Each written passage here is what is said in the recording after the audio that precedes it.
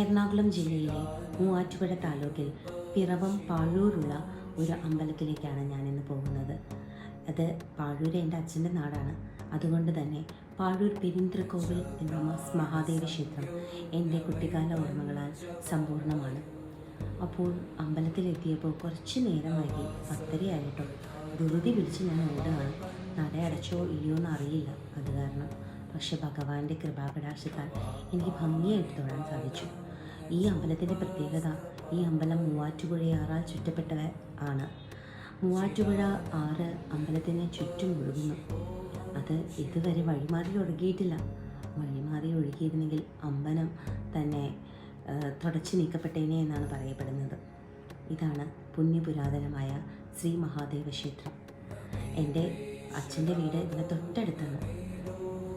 അമ്പലത്തിലെ ദർശനമൊക്കെ കഴിഞ്ഞ് ഞാൻ പോവുകയാണ് കേട്ടോ.